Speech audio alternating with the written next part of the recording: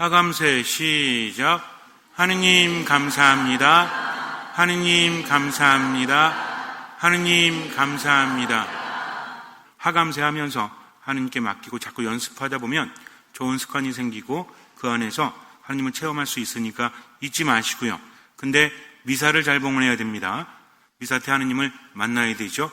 또 말씀을 잘 묵상해야 합니다. 또 그리고 기도해야 돼요. 그러면서 끊임없이 하느님과 함께 하면서 나의 감정조차 기분조차 하느님께 드릴 수 있도록, 그러면 하느님을 알게 되고 하느님을 알게 되면 삶에 힘이 솟을 수밖에 없으니까 하느님과의 관계 안에서 듣는 마음으로 매 순간순간 살아가시기 바랍니다. 하느님을 아는 만큼 신앙은 깊어집니다. 하지만 성당에 아무리 많이 다녀도 하느님을 알지 못하면 신앙은 깊어지지 않죠. 체험할 수 있도록 듣는 마음으로 머무시면 되니까 잊지 말고 어떤 마음으로? 듣는 마음으로 하느님 안에 머무시기 바라요. 예수님은 하느님이십니다.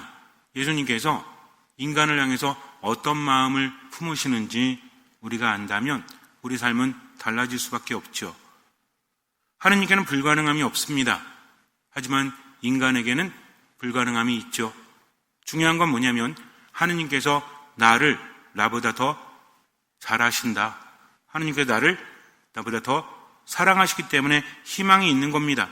내가 잘하기 때문이 아니라, 내가 대단하기 때문이 아니라 하느님께서 나를 포기하지 않으시기 때문에 희망은 나에게 있다는 거죠. 하느님은 우리를 어떻게 보실까요? 때로는 겁을 주기도 하시죠. 너희들이 잘못한다면 3대까지도 저주를 받을 것이다 라고 말씀하십니다. 그런데 하느님께서는 쉽게 마음을 뉘우치십니다.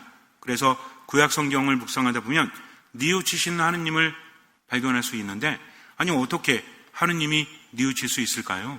뉘우친다는 것은 완전하지 않은 거잖아요. 하느님은 완전하시죠? 근데 왜 뉘우치십니까? 이거는 어떤 표현인 거예요. 하느님께서 벌하시려고 하다가도 회개하는 것을 보면 그 벌을 거두신다라는 의미입니다. 그래서 하느님이 불완전해서 뉘우치시는 게 아니라 하느님이 우리를 사랑하시기 때문에, 보통 아이들에게 부모님이 말하죠. 너 혼난다 그러는데 잘못하면 뭐라고 그래요? 너 혼날 거야 하면서 일로 와, 손 들고 서 있어 막 그러다가 조금 애가 힘들어하면 어떻게 해요? 엄마 아빠가 이번에 한번 봐준다 하면서 마음을 뉘우치죠. 그럼 엄마 아빠가 잘못해가지고 마음을 뉘우치는 거예요? 그게 아니죠. 아이를 훈육하기 위해서 잘못된 것을 정정해 주어야 하지만 마음이 아픈 거죠. 그렇기 때문에 거기에 대해서 마음을 돌이킵니다. 이런 표현을 뉘우친다고 하는 거예요. 어쨌든 하느님은 우리를 벌하시는 분이 아니라 우리를 사랑하시는 분이다. 우리를 잊으시는 분이 아니라 매 순간순간 우리 삶 안에서 좋은 것을 주려고 하신다. 근데 문제는 뭡니까? 하느님께 주려고 하셔도 내가 자격이 안 되면 받지 못한다는 겁니다. 이왕이면 나를 사랑하시면 주시면 안 되나? 라고 생각하면 안 돼요. 왜냐하면 내가 준비하지 않으면 아무리 좋은 것을 주셔도 별 의미가 없기 때문입니다. 그렇기 때문에 하느님은 뭘 갖기를 바라세요? 이것만 갖는다면 내가 너희에게 다 주겠다라고 하십니다. 이게 뭘까요? 이게 믿음인 거예요. 그래서 예수님께서는 병을 치유하실 때 뭐라고 하십니까? 너의 믿음이 너를 구원하였다. 예수님께서는 다른 걸 보지 않으십니다. 외모를 보지도 않으시고요. 능력을 보지도 않으십니다. 그분은 무엇을 보십니까? 믿음을 보신다는 거죠. 믿음이 뭔지 알아야만 우린 하느님께로부터 받을 수 있다는 얘기입니다. 예수님께서 힌트를 주시는 거예요. 당시 사람들뿐만 아니라 복음을 듣는 우리들에게 힌트를 주십니다. 뭐가 있으면 하느님께 받는다? 믿음이 있다면 하느님께 받는다는 거죠. 왜냐하면 하느님은 우리에게 무조건 주려고 하시기 때문입니다. 하느님은 우리를 어떻게 보실까요? 예수님께서 나병 환자를 보시고 어떤 마음이 드셨죠? 예수님께서 소경을 보고 어떤 마음이 드셨습니까? 힘들고 괴로워하는 사람들 보고 어떤 마음이 드셨죠? 예수님께서 나인에서 과부를 보고 어떤 마음이 드셨습니까? 나인이라는 것은 즐거움이라는 뜻을 가지고 있습니다. 그런데 여기에 장례 행렬이 내려오고 있었죠. 나인은 언덕에 있었다라고 합니다. 어딘지 정확하게 고정되진 않았지만 대체적으로 높은 곳에 있었다. 베타니아 근처 어딘가에 있는데, 근데 여기가 언덕 위에 있는 곳이기 때문에 사람들이 마을을 빠져나가려면 내려와야 됩니다. 예수님과 제자들이 그 마을을 가기 위해서 언덕을 올라가고 있었죠. 그런데 위에서 장례행렬이 내려오고 있다가 예수님과 마주칩니다. 장례행렬은 뭐예요? 우리나라에 상여 나가듯이. 그런데 이 장례행렬은 좀 많이 슬펐죠. 물론 죽으면 다 슬프지만, 왜냐하면 죽은 사람이 과부의 외아들이었기 때문입니다.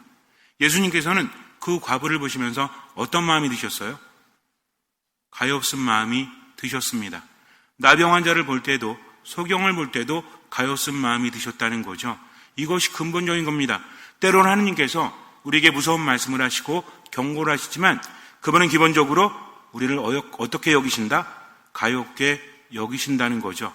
힘들어하는 나를 보면서, 고통스러워하는 나를 보면서 하느님께서는 가엾게 여기십니다. 그렇기 때문에 도와주려고 하시는 거예요. 그분에게 능력이 있습니다. 우리가 받기를 바라십니다. 내가 하느님께 청하는 것보다 하느님께서 나에게 주시기를 더 간절히 바라신다는 거죠.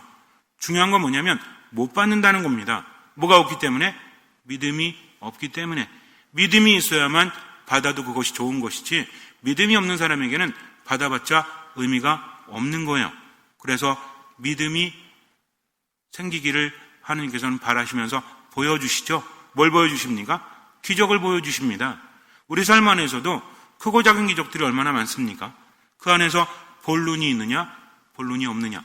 수많은 기적을 사람들이 봤음에도 불구하고 어떤 사람들은 받아들이죠, 어떤 사람들은 받아들이지 않습니다. 심지어는 뭐라 그래요?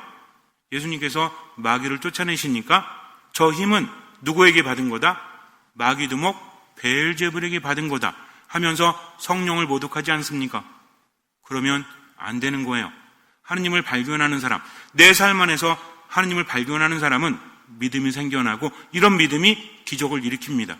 근데 미사를 제대로 봉헌하지 않으면, 말씀을 묵상하지 않으면, 기도하지 않으면 하느님을 알지 못하기 때문에 발견할 수도 없다는 거죠. 무엇인지 알아야만 알아볼 수 있지 않습니까? 생전 모르는 사람의 목소리를 우리는 알아들을 수 없죠. 제가 만약에 여러분들에게, 여러분 지금 요 앞에 시장에 가시면 거기에 제 친구 신부님이 계실 거예요. 목소리만 듣고 가서 신부님 모셔오세요 그러면 모셔올 수 있어요? 어떻게 알아? 목소리를 모르는데. 그런데 요 앞에 가면 임영웅이 있을 겁니다. 가서 제가 오라고 했다고 하면 오실 거예요. 그러니까 가서 전화하세요 그러면 할 수 있어요? 없어요? 할 수 있죠. 왜? 임영웅 아니까. 얼굴도 알고 목소리도 알잖아. 근데 이름도 몰라요, 성도 몰라 그러면 돼요, 안 돼요? 이름과 성은 몰라도 돼. 근데 목소리도 모르고 얼굴도 몰라. 그러면 찾을 수 없는 겁니다. 우리도 마찬가지예요. 왜 믿음이 생기지 않습니까? 모르니까. 누구를? 하느님을 모르니까. 믿음이라는 것은 이루어진다 이게 믿음이 아니에요. 믿음은 하느님을 아는 겁니다. 그분의 말씀을 듣는 겁니다. 그러다 보면 뭐가 생겨요? 우리 안에 믿음이 생겨난다는 거죠. 이 믿음이 마중물이 되어서 기적을 행하는 겁니다. 그러니까 고민하지 말고 염려하지 말고 하느님 바라보면 돼요. 어디에서? 미사 안에서, 말씀 안에서, 기도 안에서. 그렇게 듣다 보면 믿음이 생겨납니다. 하느님은 우리를 애잔하게 바라보십니다. 나를 나보다 더 잘하시기 때문에 그저 당신만을 보기를 바라시는 거죠. 고민하지 마라, 슬퍼하지 마라, 아파하지 마라. 내가 함께한다. 그러니 내 안에 머물기만 해라. 나인에서 과부는 아무것도 하지 못합니다. 남편도 없어요. 과부니까. 죽은 아들도 외아들입니다. 당시의 여인은 남자에게 의지하지 않으면 살아갈 수 없었어요. 이제 막막합니다. 예수님은요, 죽은 사람을 보고 가엾은 마음이 드신 게 아니라 과부를 보고 가엾은 마음이 드십니다. 왜? 예수님은요, 죽은 사람도 살릴 수 있어요. 문제는 뭐냐면 지금 과부가 슬퍼하니까 그 자체로 아파한다는 겁니다. 이거 굉장히 중요한 사실이거든요. 예수님은 그녀의 아들을 살릴 수 있으십니다. 그러면은 아니 울지마, 왜 울어? 살려줄게 하시면 되잖아요. 그게 아니라 아파하는 것만으로도 마음이 아프다는 거죠. 여러분들도 아이를 키우실 때 다 큰 애들 말고, 지금 우리 본당은 거의 다 큰 애들이기 때문에 좀 감이 떨어질지 모르겠지만 갓난아이였을 때 어땠습니까? 아이를 보면 아프면 나도 아프죠? 아이가 힘들어하면 나도 힘들지 않습니까? 그래서 내가 아픈 게 차라리 낫다는 생각도 들잖아요. 이 마음이 바로 하느님의 마음에 가장 가깝다는 거죠. 내일이 아님에도 불구하고 마음이 아프다. 우리가 어느 때 그런 말을 하죠? 단장의 아픔, 애간장이 녹는 아픔, 이렇게 말하지 않습니까? 단장은 뭐야? 단장의 미아리 고개. 왜 미아리 고개가 단장의 미아리 고개인지 아세요? 노래가 있으니까 철사줄로 두 손 꽁꽁 묶인 채로 뒤돌아보고 이런 노래 있잖아요. 그럼 왜 그런 거예요? 그게 왜 단장이야? 병자호란 때 우리나라 사람들이 끌려가던 길입니다. 6.25 전쟁 때 중국과 북한군, 옛날에 중공이라고 그랬죠. 공산당. 그래서 중국과 인민군에 의해서 끌려가는 포로들을 보면서 돌아오기를 바라는 거죠. 자꾸만 뒤돌아보는 겁니다. 이제 끌려가지만 내가 돌아올게 기다려 하지만 기약이 있어요, 없어요? 없지 않습니까? 이때 지켜보는 사람은 어때요? 떠나가는 사람도 그렇지만 지켜보는 사람도 단장의 아픔, 뭐가 끊어지는 겁니까? 창자가 끊어지는 거죠. 애간장이 녹는다. 뭡니까? 간이 녹는 고통. 바로 이거죠. 이거는 마음의 고통만을 의미하지 않습니다. 우리 보통 마음이 아프다라고 표현하지만 이것도 정도가 다르잖아요. 그냥 마음 아픈 거하고 몸이 반응하는 거하고 다르지 않습니까? 아이가 아파가지고 병원에 가서 치료받는데 막 울어요. 그러면은 지켜보는 엄마하고 아빠는 어때요? 그냥 마음만 아파요? 몸이 아프잖아. 심장이 찢어질 것 같잖아요. 바로 이런 겁니다. 그래서 우리 몸과 마음은 연결되어 있다는 거죠. 그 중에 하나가 뭡니까? 스트레스. 극심한 스트레스를 받으면 마음이 받으면 몸에도 영향이 있다라는 것을 우리가 알아야 돼요. 근데 창자가 끊어진다. 이런 고통, 원래 단장이라는 것은 고사에 있죠. 진날의 환원이라는 사람이 삼엽을 가면서 양자강이라고 하죠. 여기를 가고 있는데 병사들 잔뜩 싣고 전쟁하러 가는 겁니다. 그러다가 양쯔강, 삼엽이라는 곳이 있습니다. 여기가 절벽이 깎아지는 듯 옆에 서 있고 좀 아름다워요. 근데 길이 험하죠. 사람은 도저히 걸을 수 없는 곳입니다. 거기서 잠깐 배를 대고 쉬었다 가는데 저 멀리에서 원숭이 한 마리가 계속 따라오는 거예요. 소리를 지르면서. 환원이 보고 기이하잖아요. 아니 도대체 저 원숭이는 왜 저렇게 울부짖으면서 따라오는가? 그랬더니 부하한 사람이 말합니다. 얼마 전에 쉴 때 새끼 원숭이 한 마리를 한 병사가 잡아왔습니다. 아마도 그 어미인가 봅니다. 보니까 측은하잖아요. 동물이라도 새끼를 잃은 슬픔 보면 우리도 마음이 아프지 않습니까? 그래서 배를 강가로 데워라. 배가 속도를 늦추고 강가에 붙습니다. 그랬더니 쫓아오던 원숭이가 확 뛰어든 거예요. 그리고 나서 쓰러졌습니다.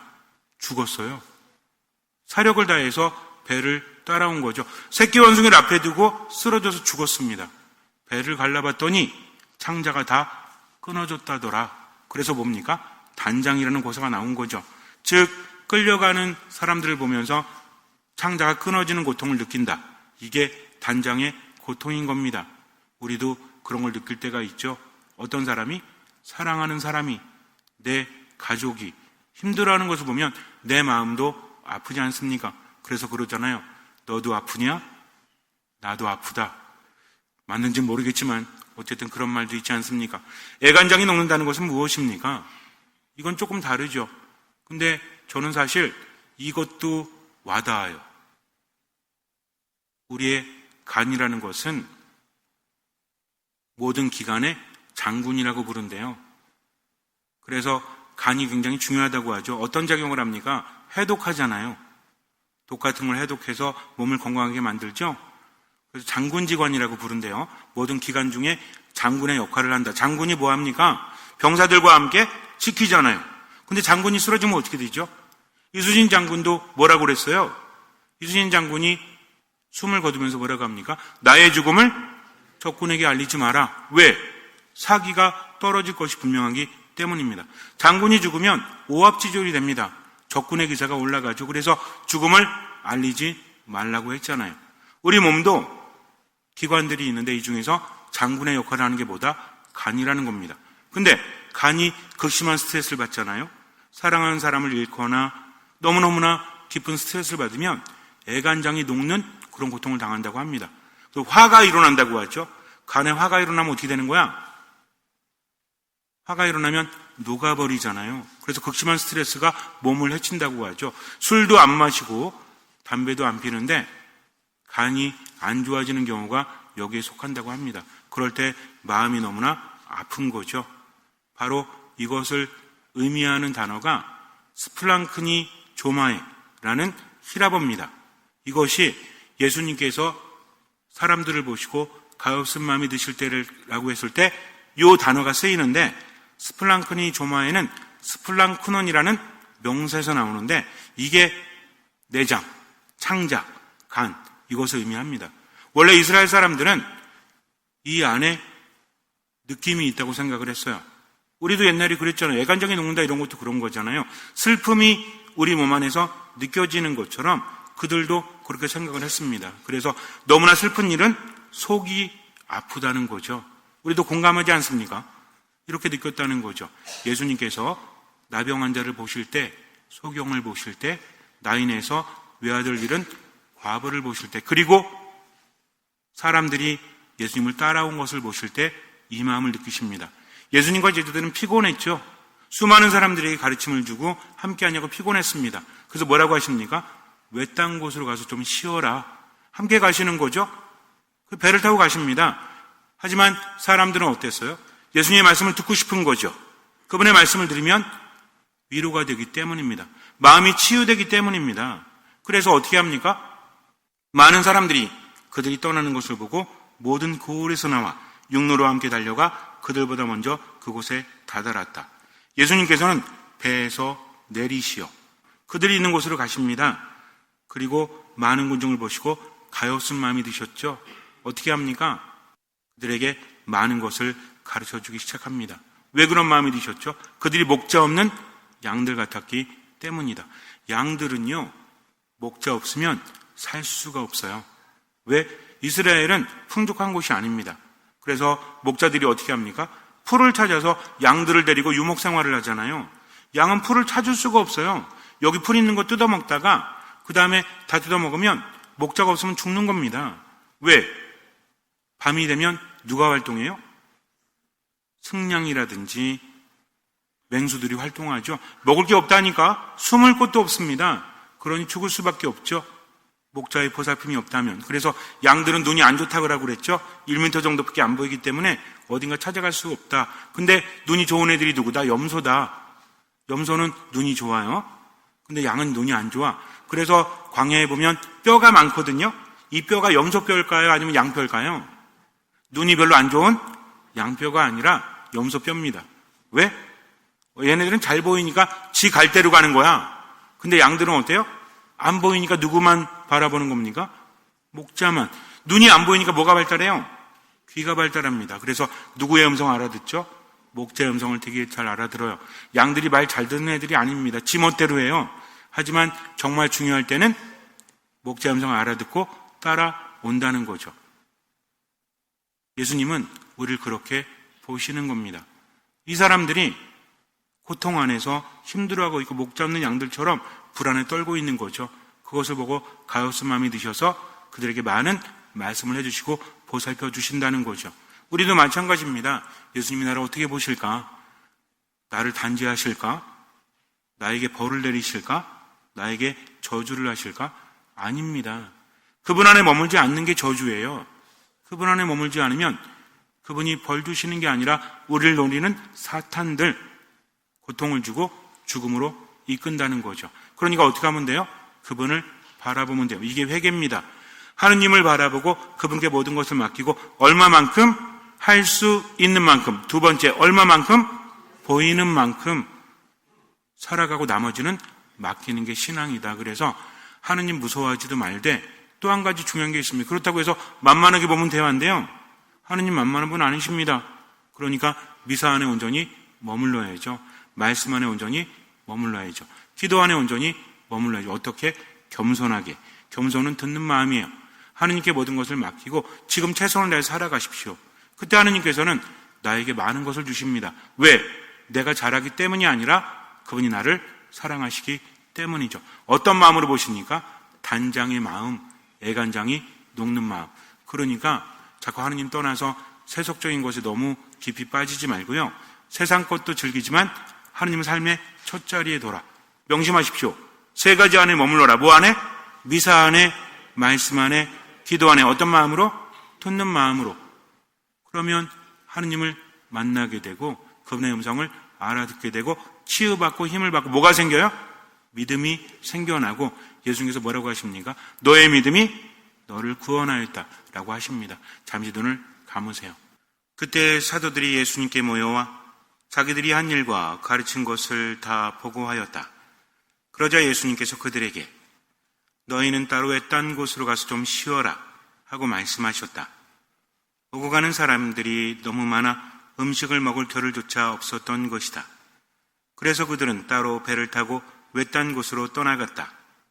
그러자 많은 사람이 그들이 떠나는 것을 보고 모든 고을에서 나와 육로로 함께 달려가 그들보다 먼저 그곳에 다다랐다. 예수님께서는 배에서 내리시어 많은 군중을 보시고 가엾은 마음이 드셨다. 그들이 목자 없는 양들 같았기 때문이다. 그래서 그들에게 많은 것을 가르쳐주기 시작하셨다. 우리 왜 힘듭니까? 어쩌면 세상을 살면서 많은 것들을 추구하면서 몸도 마음도 점점 불안해지기 때문이 아닙니까? 그러면서 자꾸만 돈을 추구하고 눈에 보이는 것만 추구한다?